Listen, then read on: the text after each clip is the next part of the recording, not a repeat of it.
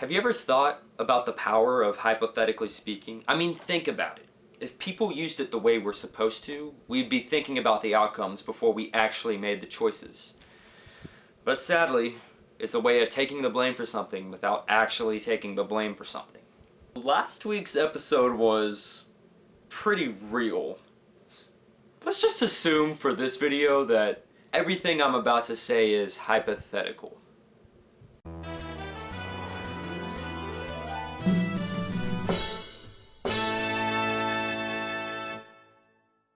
So we were driving back from the city and there was all this caution tape and ambulances and flashing lights just outside of the valley of trash.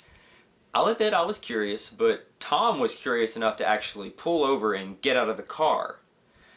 Do you remember Myrtle Wilson, Tom's mistress? Well, she had fallen victim to a hit and run, and Tom said that her husband had seen a yellow car. I knew what Tom was thinking. I mean, we were all thinking it, but I decided I was going to ask Gatsby before I made any conclusions. Well, I actually ran into him later on that night. Strangely enough, it was in Daisy's yard. He was hiding because he wanted to make sure Tom didn't hurt her, but it was still creepy. So I asked him what had happened, and he gave me his honest answer.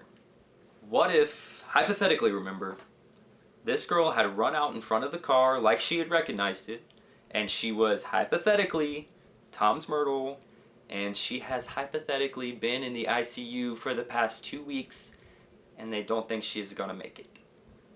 And what if, hypothetically speaking, Gatsby wasn't the one driving the car? Yeah, apparently she panicked and he panicked, so they just kept driving. I know that Daisy's my cousin, and I know that Myrtle was having an affair with Tom, but I really hope Daisy's okay, and I really hope that she didn't do this on purpose, because no one needs to have that kind of blood on their hands, especially for being careless. And I hope she told Tom that she was driving, because I'm pretty sure he thinks Jay was the one who hit her. And that's bad because Tom has two things: power and money. And that kind of combination can be very influential. I also haven't heard from Jay since that night, so I don't exactly know what he's going through right now. Jordan's been at a golf tournament for the past few weeks, but I'm sure she has her opinions. Guys, what am I supposed to do about this? I'm freaking out over here. I feel like I'm somehow at fault, and all I did was ride along. Man, a year ago I was wanting to come up here to spice things up, so bored with my life, and now I would give anything to go back. This isn't me. This city isn't me. This neighborhood isn't me. It's like over the summer I've become this hypothetical statement and I didn't even realize it. That's it. No more partying. No more drinking.